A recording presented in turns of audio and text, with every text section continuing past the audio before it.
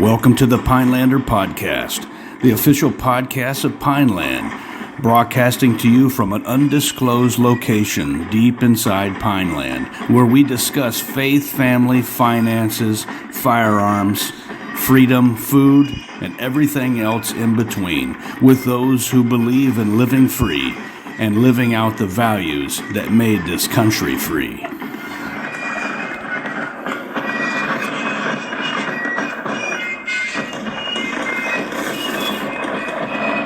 All right, welcome to the Pinelander Podcast. My name is Paul LaFavor. I'm here with my ranger buddy, Mike Blackburn.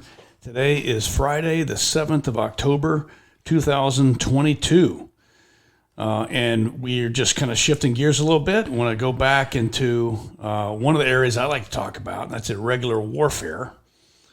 Regular warfare, as you know, encompasses 5 so-called pillars. We have UW, of course, and COIN, FID, counterterrorism, and then stability operations. And the one I want to talk about in that context today, I want us to spend an hour on what was called the Philippine Insurrection, or nowadays it's called the Philippine War, or the Philippine American War, or something like that. Is that right? It's got all kinds of names. Tagalog, is it Tagalog? Tagalog. Yeah. I'm sorry. Tagalog insurrection. Yep. Lots of different names for this conflict. And so with irregular warfare, you know, what we're looking at is it's just complex. Irregular warfare is not, traditional warfare. So you have, as we mentioned, those are the 5 pillars. But irregular warfare is defined as a violent struggle among state and non-state actors for legitimacy and influence over the relevant population.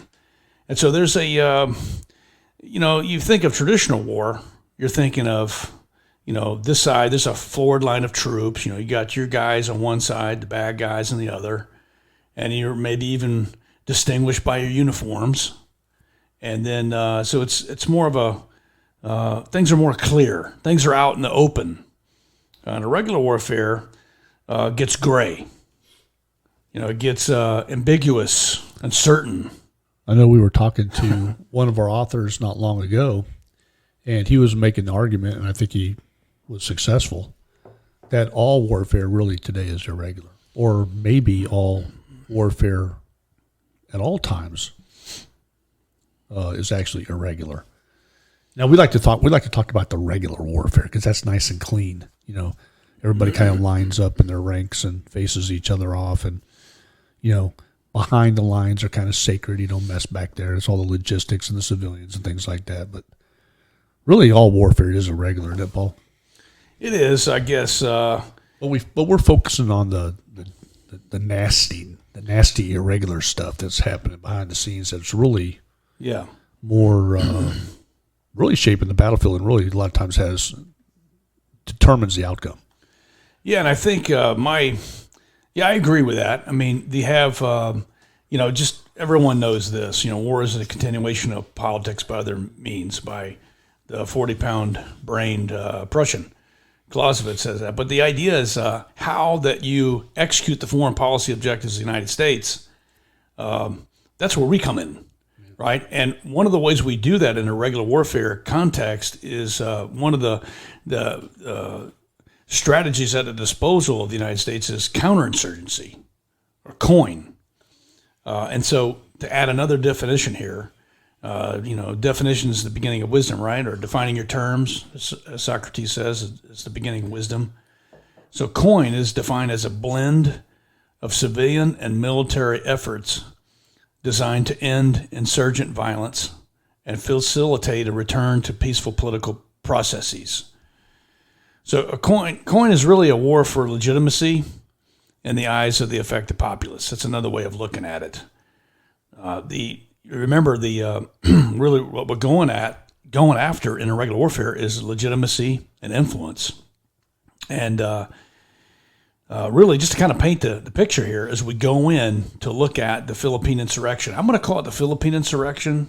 It's kind of non-woke of me to say it like that. but that's how I learned it, and it was called that forever and ever and ever. I just hate renaming stuff just because somebody got offended or something. So my bad. I think that's accurate. Philippine Insurrection. Yeah. So I read books on that. Now, what are we talking about here is the context is the Spanish-American War. Now, not to go off on a long tangent, but that was 1898, 1902.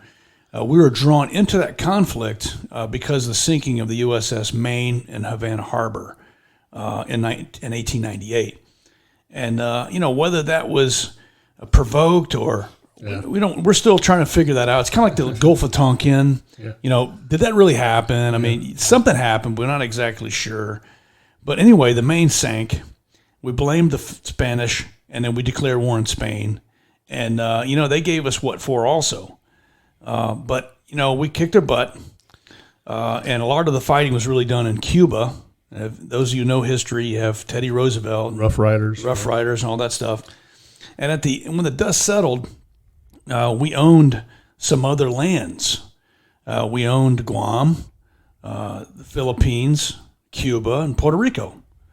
And immediately at the Treaty of Paris in 1902, we decided to go ahead and give Cuba its limited independence as we maintain a presence there. We gave Puerto Rico actually became a possession, if you will, a sovereign territory of the United States, along with Guam. But then there was a different story in the Philippines, and that's really what this is about. This was the days of high adventure, if you will. This is when Teddy Roosevelt was the Assistant Secretary of the Navy. He was the rough riding colonel, but now at the beginning of this, though, he was the Assistant Secretary of the Navy, and he had other ideas. He had aspirations for American empiricism. I never say that right. Well, imperialism, yeah. Imperialism. Yeah. So the idea is following this treaty, we were given the Philippines, but how that all went down, we were really offered to buy the Philippines because at the beginning of the war, Roosevelt instructed an admiral to go ahead and just take it. On the event that the Spanish attack, then provocation of war, then we're just going to go ahead and go. And then so you have, if you go back in time, there's something else we need to understand is kind of how the Philippines has been under colonial domination for a long time, or at least they were. So something that's really important to this whole storyline is how the Spanish were there first. They came there in the 1500s. They conquered it, much like other places they went to. They imposed their system of government. So I think what's important here, and I think even in Cuba as well, but there was a revolution, if you would, going on prior to our entering the Spanish-American War. Yeah. So the Philippine people themselves are rebelling against Spanish occupation. Yeah, they had. They did. They had one of the hateful aspects of the whole colonial system under the Spanish was called and I'm going to butcher this, encomienda. I think I just slaughtered that. That's probably way better than I'd have done. Encomienda system, and really it's a land system. And so you just have like the landed gentry. You have tenant farmers, the peasants. They're going to work the land, but somebody owns the land. Right.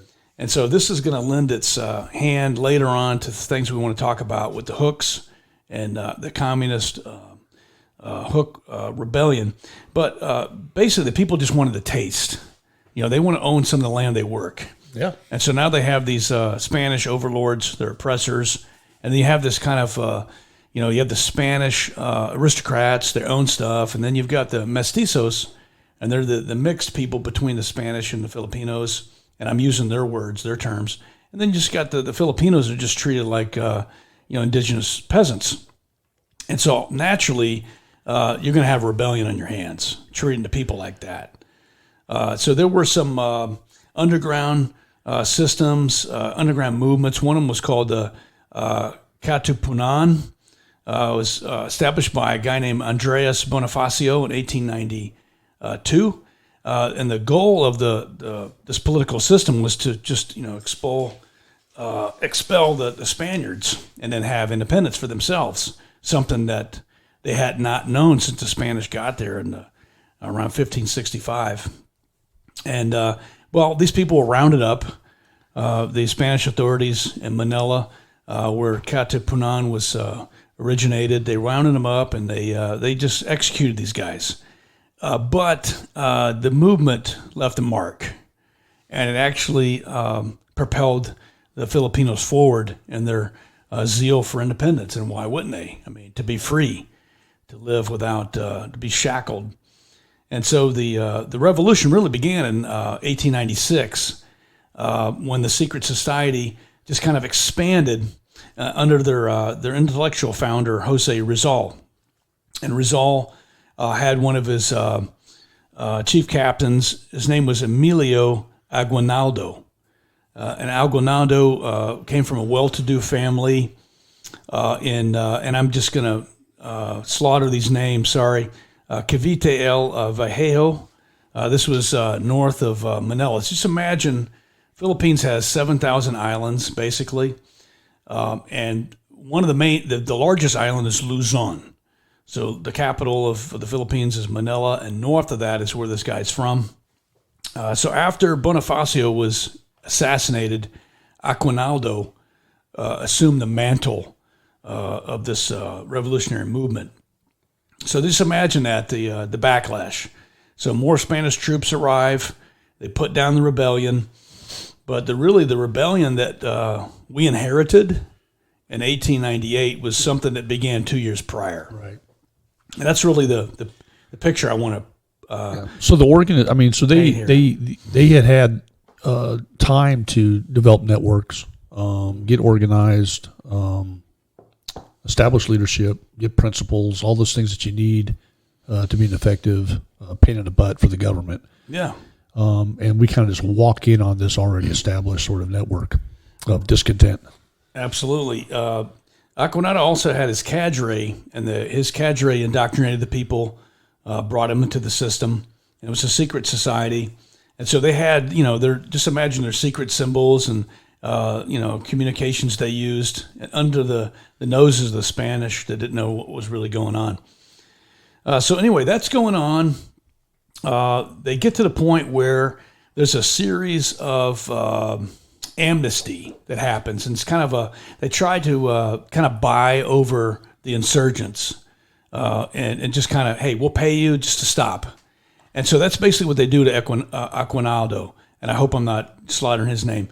But Aguinaldo is sent to Hong Kong, and he's given a huge sum of money, $400,000 equivalent at the time. So a huge sum of money in which he readily uses instead of on himself. He uses on the insurgency and building. He's trying to buy arms. He's trying to get more influence. Okay, so just fast forward a little bit. You got Hong Kong. You're on the verge of the Spanish-American War, which started in 1898. Hong Kong, you've got Commodore Dewey, who's in Hong Kong at the time. So Commodore Dewey is the Navy's Pacific Fleet. It's all anchored right there. Who does he meet? He meets Aguinaldo. They learn his plight as situation develops. Then you have a telegram from the Assistant Secretary of the Navy, Theodore Roosevelt, who as we learn from history, sent this telegram while his boss, the real Secretary of the Navy, was out. And to the extent, basically the telegraph says, in the event of war, order the squadron to move, and your duty will be to move the squadron to Spanish-held Manila, and you'll move in there. And so this is like he has no real authority to do that, but he just kind of set in motion America's conquest of the Philippines with this one telegram. So basically, once the you know what hits the fan, go ahead and sail into Manila Harbor and take it. Okay, what's in Manila Harbor at the time? A Spanish fleet, and so this is kind of set in motion. Of course, you fast forward again. As the hostilities enter the pre-dawn hours of the 1st of May, 1898, the American squadron of vessels under Commodore Dewey enters Manila Bay, and this becomes one of the most one-sided, decisive naval victories in history. Dewey destroys the Spanish fleet, the Spanish Pacific Squadron under Admiral Montojo. Sorry, my Spanish is not that good. But before noon, they sink 12 Spanish antiquated warships, and they to the cost of about 381 Spanish lives, losing only one American life. And so they lose no American vessels. They sink nearly the entire Spanish fleet, and that's it. It happens, half a day. And I won't even go in to try to break down the naval tactics, but basically, they basically came alongside, broadside. They just broadsided the Spanish ships until they just sank them. So now they get the next problem. Now we've defeated the Spanish fleet. We've got Aguinaldo, which has been allowed to come on board Commodore Dewey's vessel, flagship.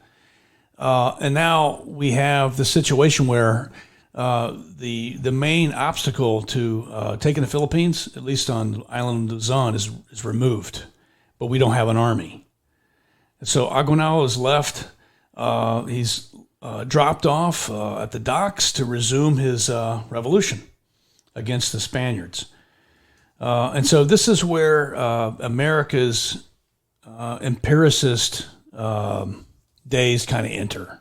And I would add that I would argue once the war ends in 1913, America's empirical designs kind of die. We learn our lesson from this, and once World War II happens and the race for land in Africa happens, we're not a part of that. And I think we just kind of learned our lesson from this. But so the next thing that happens is, hey, we just won a nation, so now how do we govern it? How do we make this happen? So the problem is you have the Spanish who still control Manila, and what are we going to do with Aguinaldo and the insurrectionists? What are we going to do with that? And so the question is really answered by President McKinley at the time. So McKinley has been reluctant this whole time to really go to war with Spain. He doesn't want to do that. Reluctantly, he decides to do it. There's a lot of war hawks at the time that want to make this happen. So he makes it happen, but he's cautious. He's very cautious. So so the first thing that happens is there's 13,000 men that are hastily assembled at the Presidio in San Francisco under the command of General Merritt. Merritt was a Civil War officer, Union type. One of his 2IC is one of his brigade. One of his commanders is Brigadier General Elwell Otis. And so Otis and Merritt, they're aged guys. They've been there, done that, as veterans of the Civil War and the so-called Indian campaigns of the 1870s. So this was these guys are experienced, in other words, with counterinsurgency, right? The very end of World War II, the very end of the Civil War, the War of Northern Aggression, and then westward expansion. They've got some expertise with subduing hostiles, if you will. So Merritt, with his force of 13,000 men, they depart San Francisco. We're talking weeks and weeks back then to get there. They land in Manila, and so now you've got a U.S. ground presence on the ground there outside the capital with the Spanish. The Spanish, they went on with their kind of a limited campaign to put down the insurrectos. But then there's the question of, now what do we do? And so you have this interesting thing that happens sometimes in history, and that is in order to save face, Merritt and the Spanish commander decide there will be a little bit of a skirmish, and then after some blood is drawn, they will be allowed to take Fort Santiago in Manila and end the war. Now, all this is done without Aguinaldo, without the Filipinos, in on this command and staff meeting, if you will. They weren't read in. Yeah, they're not read on what's going on. They're just kind of doing their thing. So the whole plan is just to kind of take the Philippines from the Spanish and just kind of keep the status quo. Right. And then we will bring in with our 3 branches of government. You're going to love this. We'll put someone in charge. You know how this goes, right? We've done this a few times. But this is really the first time we do this. This was really the first type of, I guess, Vietnam type of experience where we decided to do something like that.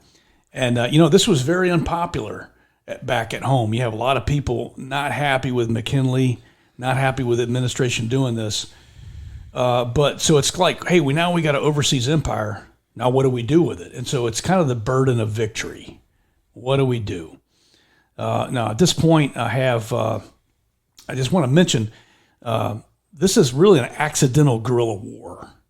Now there's a term used by David Kilcullen, who is a counterinsurgency theorist and practitioner, is a known expert in the field. He has coined that idea of accidental guerrilla. He actually has a book entitled that.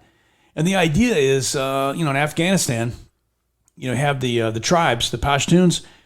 They know, hey, when somebody, some foreigner shows up, some invaders, hey, we're just going to go ahead and take to the hill and go up Khalid, go up to the ambush site because the Russians are back, right? And that's really what they said when we showed up in 2001, because they just thought, hey, we're just the next invaders, and we didn't identify with them.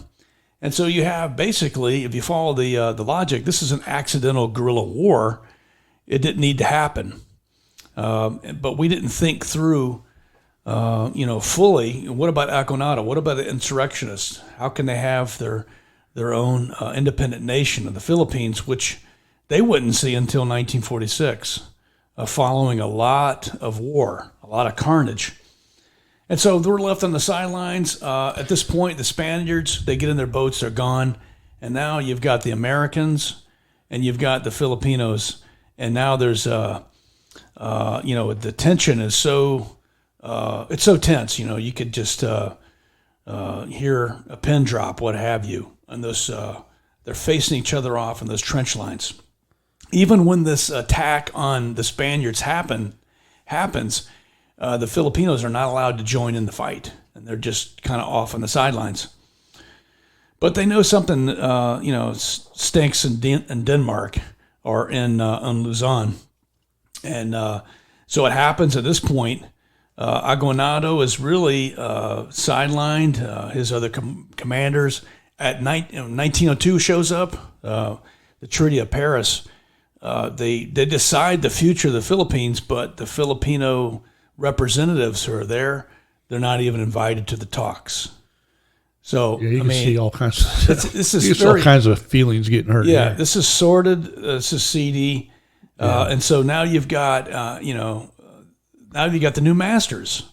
Right. So and then what happens? But the encomiendo system of the landed gentry that keeps going, and now you just got somebody else who's going to get getting the money. The next person's up on the feudal pyramid. So what happens is not good. Immediately, Aguinaldo takes the hills, and now they're just going to fight the Americans, who are now taking the place of the Spaniards. So at this point, I just want to mention, kind of go back for a second, something we've talked about before, and it's part of really 5 laws of irregular warfare that we've introduced before, and this is part of my argument. And then there's 5 laws of irregular warfare, if we could be so bold to say that. But we use the acronym PLAIN, PLAIN, and The P is that it has to have a purpose. You have to have a political objective, a purpose in their regular warfare. For the insurgents, it's going to be a cause. For the counterinsurgents, it's going to be, hey, what does this place look like when the dust settles? What's the end state? And for all the mission creep that happened in the Philippine insurrection, we didn't have one.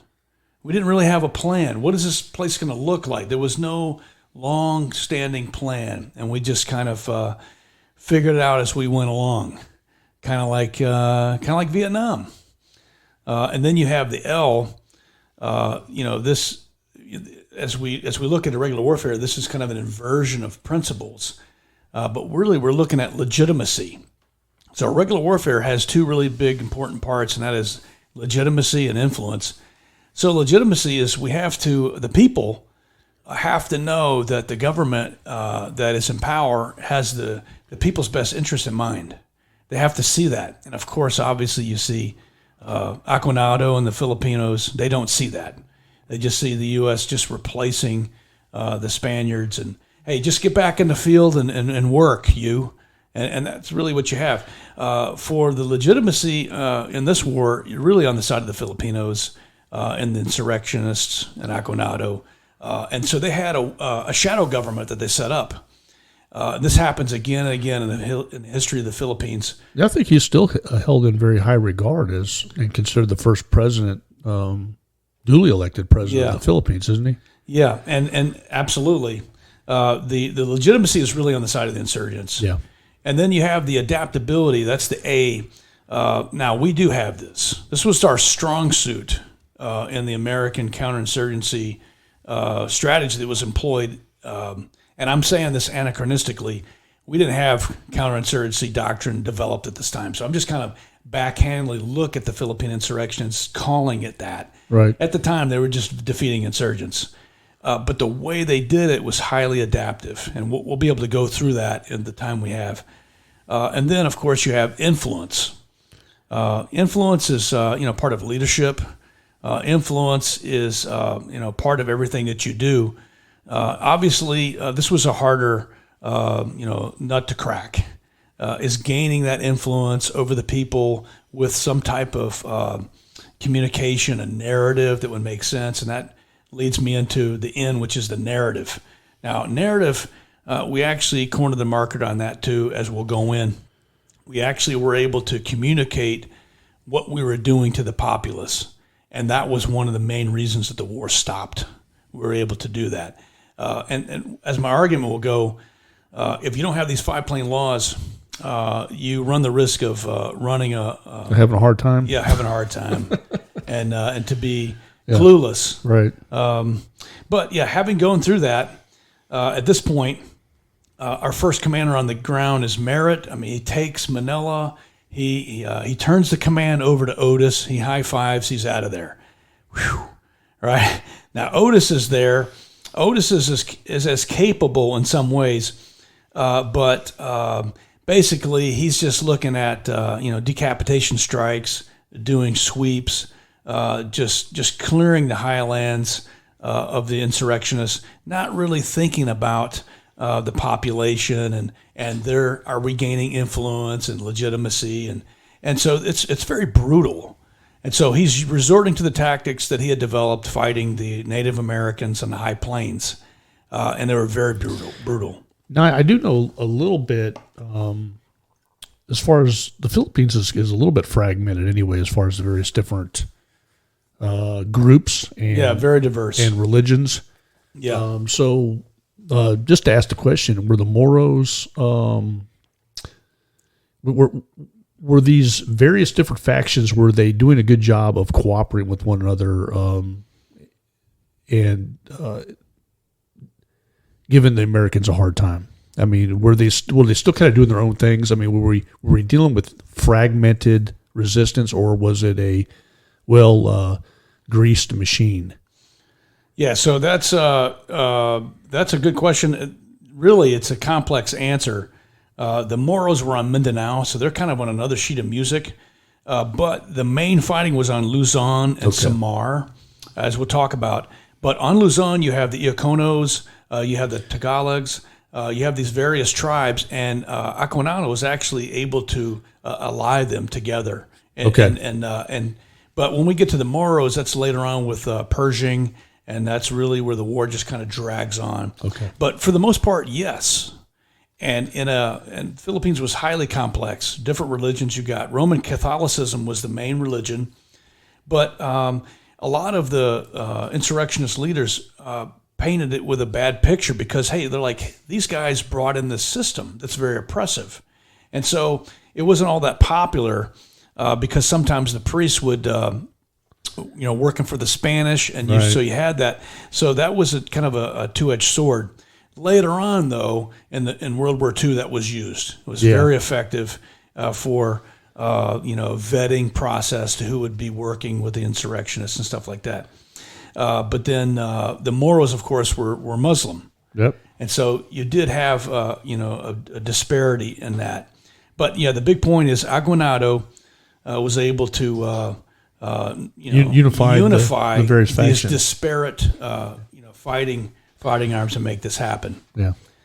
And then you have the next big chapter in this epic, right, is Otis. He's really not gaining traction, right? And he's really not gaining the people. And he's just, the metrics are as a body count, right? But he really has no strategy for how to make this happen. And so what you have is his lying to McKinley that things are going well. But what happens a lot in history is the press says that's not happening. Yeah, I was looking through some of the old political cartoons and satire and things like that from the era, and obviously McKinley was having a hard time selling this back home. I mean, there was a lot of people that were kind of, what have we gotten ourselves into here? Exactly. So you have words like quagmire, morass, that are being used in the news, and so Otis, the president needs to do something. The reins are handed over to Douglas MacArthur's father, Arthur MacArthur, who was a general. Arthur MacArthur was there at the time already. He already had his, he establishes a long-standing presence with the Filipino people. Douglas MacArthur was actually born in the Philippines, raised there. So, it was has a close bond. So when he says, I shall return, it's emphatic, it's very emotive. This also reminds us that there's a learning competition involved in irregular warfare. So it's, all knowledge is either learned or discovered, right? And so we kind of relearn these lessons. And so what MacArthur does is he goes back to what we learned already fighting in the Civil War and putting down partisans. And something we articulated back then that helped us was called General Orders 100. It was the so-called Lieber Code. And I would argue that the General Orders 100 is the ground floor of the Geneva Convention and the law of armed conflict and all those things. It's really just doing war in a nasty environment in a humane way. Yeah. Right. And that's really what introduce some civility. Yeah, he did introduce a civil act. Yeah, that's a good way to put it. And so his 2IC was a guy named Chaffee. Adna Chaffee was, named for the Chaffee light tank. He was also there. But so what MacArthur does, he says, hey, let's rethink the strategy. Right? We're not getting anywhere. We're piling up bodies. We're getting some good, we're schwacking people. Yeah, there's no way out. Yeah. This thing never ends. And so, he's sending reports to McKinley, and so he wants to, produce an effect. So one of the things he does is another amnesty, right? And that is a buyback program. Now, this is done a lot through the history of the Philippines. Not by the Spanish, but he uses the buyback program. Hey, you bring a weapon, you get paid for it. And then so normally this is, just by using anyone, like any dullard can see, this is going to mitigate the insurrection if you can cut down on the amount of weapons. Well, it doesn't have the desired effect as he wanted. In a 4-month period, he saw 5% of the insurrectionists, what they considered 5% at the time, which was 5,000 weapons. So he had 5,000 insurrections. You have a lot of insurrections at the time, hundreds of thousands. He got, out of the 5,000 insurrectionists, he had 140 rifles. So, and generally, I mean, correct me if I'm wrong, but a lot of times what happens is you turn in your old crappy stuff. Yeah. You get cash for it. Yeah. And then you can buy, fewer but more modern weapons on the black market. Yeah, and there was some of that going on too. Something I didn't mention is something that Otis was doing too was also, picked up from the Spaniards, and that was the water cure. And they would, they would pour water down your neck, and then you had the water torture, where you'd put a cloth over somebody's face and just pour water on it. You waterboard them, and this would, it could extract some measure of intelligence, but the idea is, the ill feeling amongst the people that this is how you're treating them, and this was some of the stuff that was getting out in the news. So this was what MacArthur was working on is, hey, I got to work against this picture that's been painted about what we're doing. I got to win over these people. Yeah, he's understanding the information operation. He's understanding the PSYOP. Yeah. So bringing in the aspects of the General Order 100 was the first big movement, first big building block in having an effective counterinsurgency campaign against these Philippine insurrectionists. But so the idea is he put out, hey, no more pillaging, looting, torture. We're gonna put the kibosh on that, and we're gonna utilize the Libre Code to do that. And so the enemy metrics, backed it up. There was far less, the strikes were more selective, but generally you were kind of you have a sense that the people got the idea. Hey, they're not as vampire-like in their approach, and so you had this what they call a carrot and a stick approach to kind of doing things. So you have the carrot of you just kind of envision a barn animal, and then you've got a stick to kind of bad donkey. Right, being rewarded for good behavior and suffering the consequences of bad behavior. Right, and so some of this was kind of working. You had some of the metrics. You had 6 months of doing this up in the 1900s. Of the year 1900, you had 17,000 surrender. That's significant. That is significant. Now, some of this is probably due to some fatigue as well. Yeah, they've been going at this for a while. Yeah, about a year and a half, and then so that's the other thing with counterinsurgency is you got to prepare for the long haul. Right. I mean, that's just a basic level understanding. Now, some other factors here, political factors. President McKinley brings a guy named Taft. Taft is later going to be the president of the United States himself. He comes in to kind of help out, kind of look at the situation. The big thing is the land grievance. Right. And this is going to be, a thorn in the side of Philippines for a long time, all the way up until, the 50s.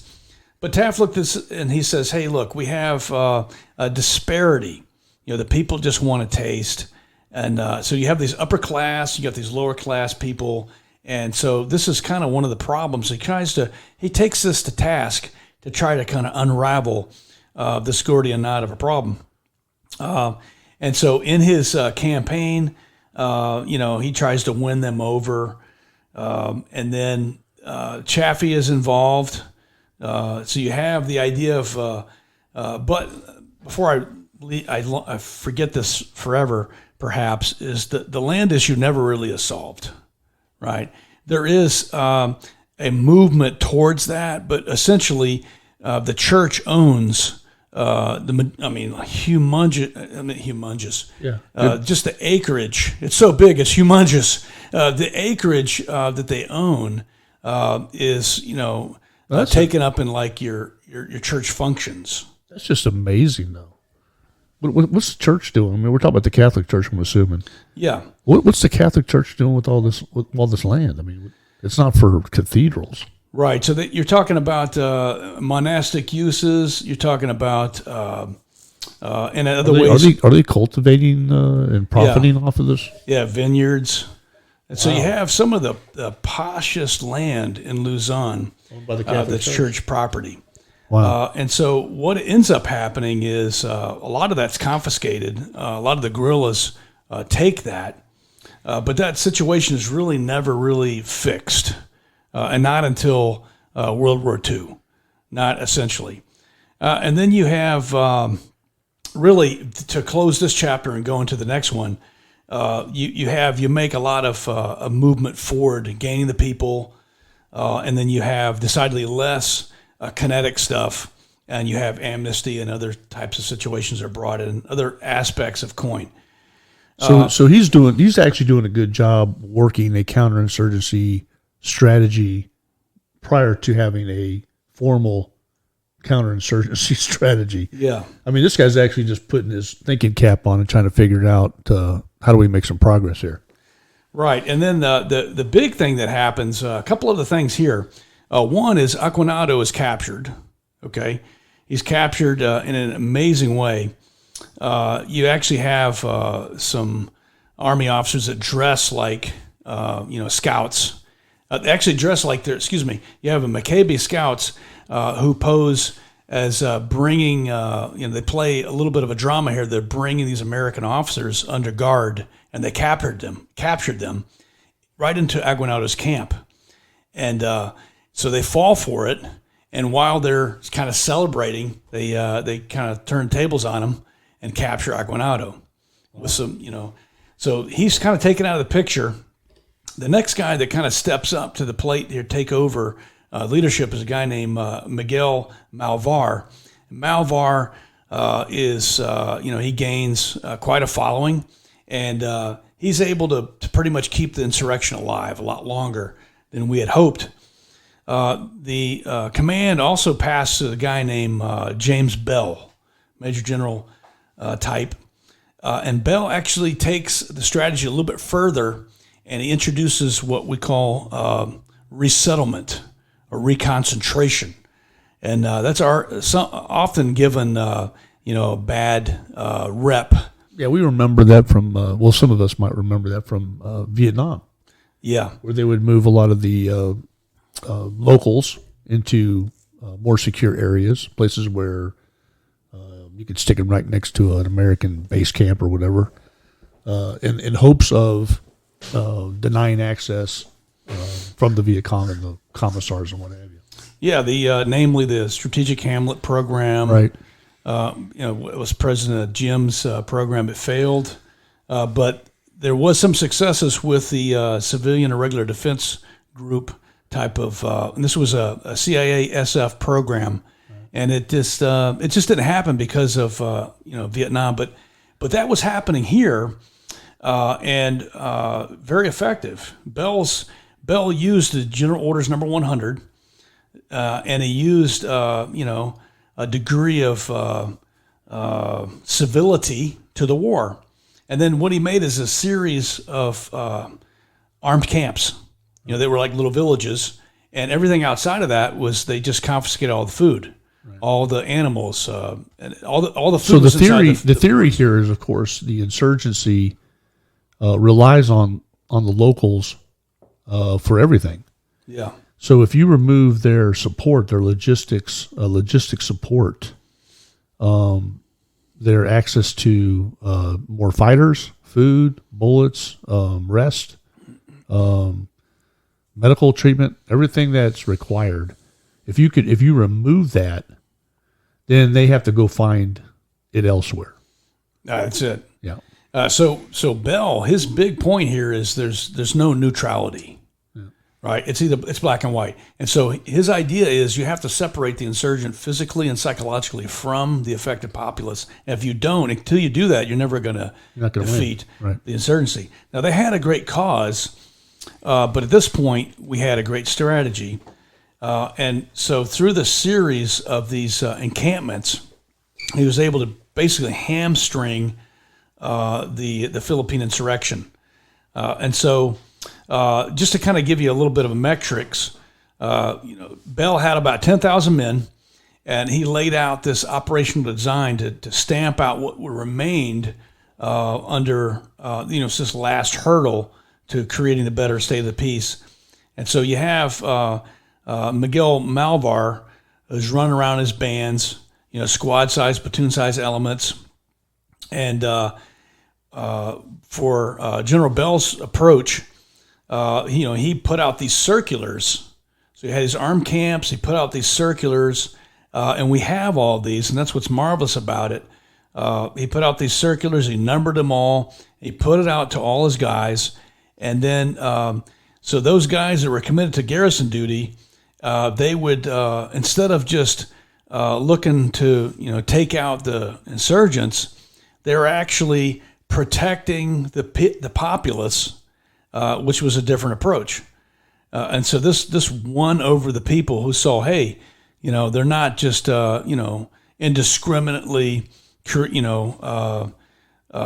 this violence. It's actually separating the affected population from the insurgents and protecting them and providing food. And I would add, the people would work and actually get paid. And so these little towns in each of these zones of concentration, if you will, the people they could work.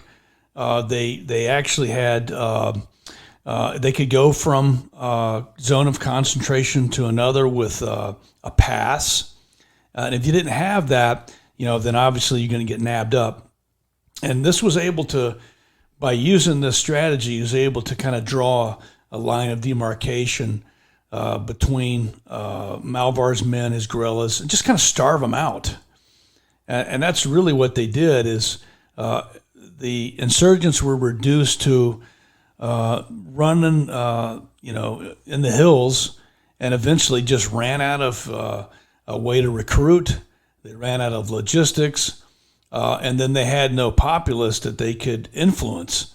And now, as this was going on, there was also some bad stuff going on too, and I would be remiss not to mention that. And that was really with General Smith down on the island of Samar.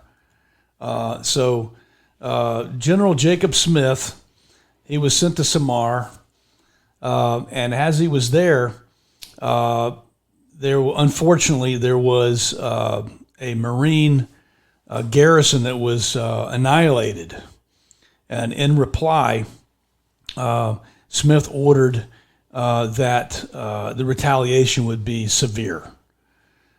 He ordered the Marines to, in a revenge type manner on Samar, to attack any of the males old enough to carry a rifle were to be taken out. And so that was kind of a dark episode in that, and that's often mentioned about General Smith's Samar goings on. And so he basically gave this order to Major Waller's battalion. So you have 315 Marines on Samar. They just had a Marine garrison annihilated, and he said, "I want no prisoners. I want you to kill and burn, and the more you kill and burn, the better it will please me."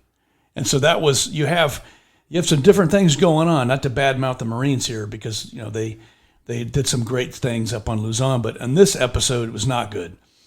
And so as the story goes, Major Waller asked General Smith, "Well, how old?" And Smith said 10 years. Wow. And so there was a lot of killing. Something like 2,500 Filipinos on the island of Samar were just massacred. Of course, this hits the New York Times, the New York Journal, and this is not good.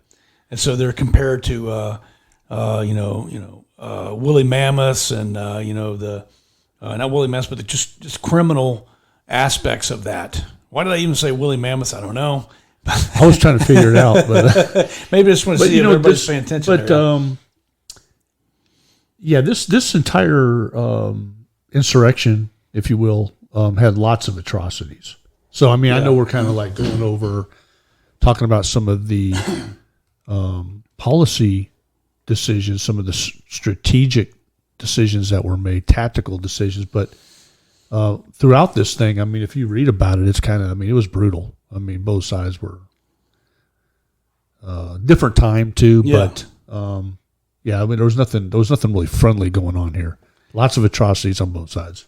Yeah, but absolutely. And when you're a Marine and you see atrocities inflicted upon fellow Marines and fellow Americans, I mean, there's going to be hell to pay.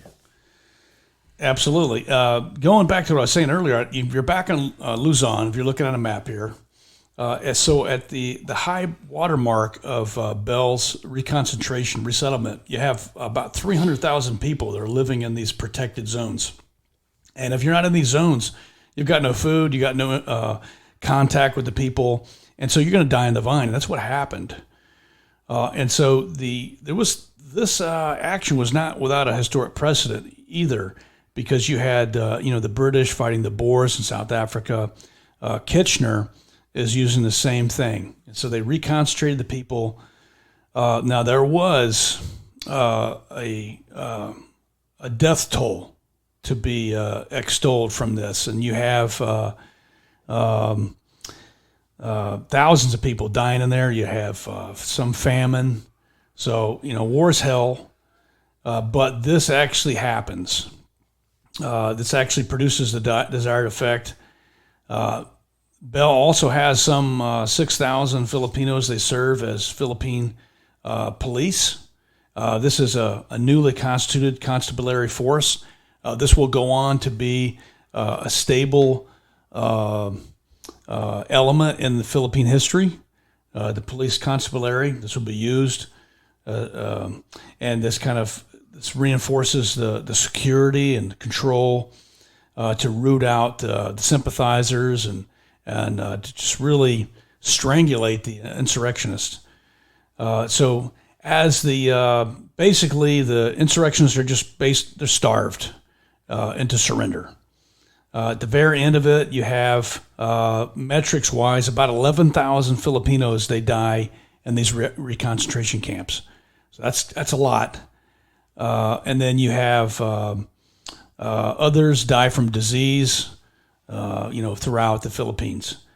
But then in April, May, Malvar surrenders. This is 1902, and this pretty much brings it into that chapter, the big piece of the war, the Philippine insurrection. Now, the war goes on until 1913 on the island of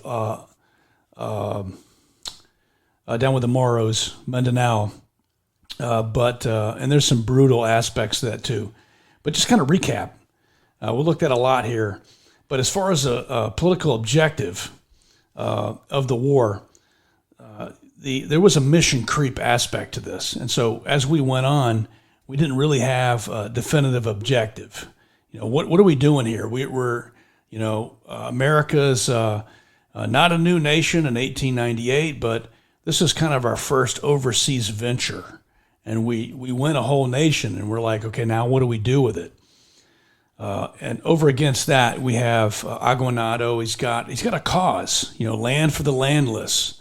These are the new Spaniards. So we had to learn on that. Eventually, we got our act together, and we had a coherent strategy and an operational design under Bell, using MacArthur's General Order 100 that gave it a moral fiber. We have a long history with the Philippines, but and I would say for the most part, it's a very close relationship. Yeah. I mean, we haven't. Yeah, there was some colonialism going on there for sure, and some imperialism, but for the most part, the Filipino people, I would say, look favorably upon Americans. Absolutely. So we've certainly done some things right, and we certainly weren't the ugly American over there. Yeah, and that's a good point, because World War II helped us out a lot in the Philippines because of that history. Yeah. Yeah, and it could have went the other way, I think, very easily. Yeah. Well, if you take that same line of thought in Vietnam, we didn't have a long history with them. So by the time we got there, when the French were on the ropes, we hadn't been there before. Yeah, we probably looked a lot like the French. Yeah, and exactly. In fact, we had a lot of accidental guerrillas in that. Yeah. Where otherwise, if they had known what's going on, they wouldn't have joined the Viet Minh. But yeah, during World War II, I mean, the Filipinos just naturally flocked to the Americans. Yeah. During the Japanese occupation, which was a good thing. Yeah, but I just want to highlight that importance of General Order 100, given a moral fiber and kind of a LOAC before the LOAC is out there. Right. To what's going on. Yeah, I mean, you can kill a terrorist, you can kill an insurgent, but you got to remember that it's easy to have 100 right behind them. I mean, if you get into if I kill enough of these people, I win. That mindset's never going to work. No, it's not. I mean, you're not going to keep up with the population growth there. So yeah, you definitely have to have some sort of moral high ground, something that people can relate to, justification for your cause. You see that throughout history. I think Russia, to be honest with you, I think is suffering from that a little bit today. Even though they have a very large military, I think the Russian people are probably scratching their head wondering, why am I in Eastern Ukraine again? Yeah. Whereas the Ukrainians, of course, are fighting for their own homeland. So it's, you have to concern yourself with this. I was just going to throw one thing out there. You always hear this term, Paul, where counterinsurgency only works on an island. And because just like what you were talking about, when you can deny the insurgent safe harbor, you win. Now, the Japanese weren't able to do that to us during World War II, but obviously we were successful during the Philippine insurrection. Well, what do you say to that? Well, I mean, you could say it only works on an island, but there are many instances. Now you can create an island, right? You can create an island. We have oil spot method in Algeria that was very effective. We mentioned this. The Boers were taken out really with resettlement, reconcentration, and that, of course, is South Africa. So it's not an island. So coin does work in other places other than islands, but you do have to create an island effect. Yes. And that leads us into another big discussion. But you're absolutely right. The on legitimacy, we kind of covered that because they have the moral high ground with General Order 100. And I didn't mention this, but Aguinaldo, really, in some sense, he got in bed with the wealthy landowners, and he was really just kind of he wanted to create the status quo ante, kind of like, hey, just take the place of the Spaniards. And because he was a well-to-do guy. Yeah. And so he was like, hey, I'll just replace them. So you had some class issues there. Yeah. But that was brought out in the wash, and people saw his true colors. And then the adaptability. I love this this vignette because when you look at we had mission creep in the Philippine Insurrection, but we eventually had to adapt our tactics to suit the terrain and the people, and we learned our lesson. And what we did is we looked at our influence, our experience in the Civil War, the wars of Western expansion, Mexican-American War. We brought all that together and were like, hey, this works. And then also with, as I mentioned, the British using the resettlement, this was a new type of, well, not really new. Because strategy? It was a new strategy. We also used that, in a assorted war we used with the Native Americans in the Great Plains. We resettled them. Right, on reservations. So this is kind of an aspect of coin that's not very popular, but it does work. If it's done right. It's in the Bible too, isn't it? Yeah. But the whole point is we were able to reduce their arms. We used kind of an argument that Rand makes is victory has 1,000 fathers. So this, victory runs in packs. So we have a little bit of amnesty. Yeah. We got a little bit of kinetics. We got a little bit of pacification here. It's not a one size fit all. Yeah. Like you said, you have to be looking at all the various different aspects to victory, and shutting down every little avenue that you have. Yeah. And so we were able to successfully do that in the Philippines. That really, to be honest with you, I mean, that insurrection, we made short order of that. I mean, granted, it officially, I guess, didn't end until 1915, but 1913. Yep. I'm sorry, 1913. But really, the majority of that was over much earlier than that. Absolutely. And that just also highlights how the Moros on Mindanao were just, pain in the butts, weren't they? Yeah, they were, and they, as Persian discovered, but they were just geographically and then also culturally just separated from the rest of the Philippines. So as you said, the Philippines is very diverse. Just going on also, we covered the PLA, and this is the I of influence. They identify with the people by actually implementing the Philippine Constabulary, so the Philippine police. And so when these orders were putting a local face on it. Yeah, they put a native face, a local face on what's going on inside these zones that were, cleared. People could still work, and then they actually defended themselves. So this was recreated with a lot of success with the Civilian Irregular Defense Group in Vietnam, as we mentioned earlier, and that kind of gave people learned, hey, the Americans are not the Spaniards. And, this is a better state of the peace if we just kind of follow what they're saying. And they learn that. Want to get rid of insurgent? Give them a job. Yeah, exactly. They undermine the cause in some sense with the insurgents. This will, rear its ugly head again with the land for the landless, as we'll see later on when we have time to talk about the Hukbalahap Rebellion. But the other one's a narrative. Here's the end. And so as we learn from history is when you conduct COIN, it largely depends upon your knowledge of the people and the terrain, human terrain, as well as the physical terrain. And so we had to have a coherent knowledge, be knowledgeable about the people. And so one thing that helped the winning strategy was really Bell's his circulars they put out, and he was able to inform the people, hey, this is what we're doing. And it's not just, willy-nilly going around schwacking folks. Like, this is the program. This is what we're going to do. If you get on our side, it's on the side of life. And so the narrative really, it worked out. It paid dividends, and the General Order 100 was fantastic. I would argue through history that's really the ground floor of LOAC and other parts of our laws. But when the whole point is this, we do counterinsurgency with the standpoint that the people, they are the land, so we can control the political space. But if we don't, just the terrain, but if we don't have the people, then we're not going to win.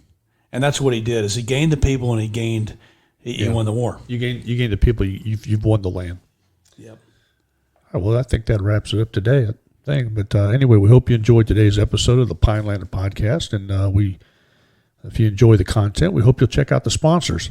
Blacksmith Publishing, been serving the warrior class since 2013. We have great titles written by warriors for warriors at blacksmithpublishing.com. If you're looking for some cool apparel, head on over to pinelander1776.com, and the general store's got all kinds of neat stuff in there. And thank you for supporting the American Gogi Project, building tomorrow's warriors today. Until our next meeting, remember to keep your head on a swivel, stay mentally and tactically smart, physically and spiritually strong, and socially astute. To each other, we pledge our lives, our fortunes, and our sacred honor. God bless Pineland.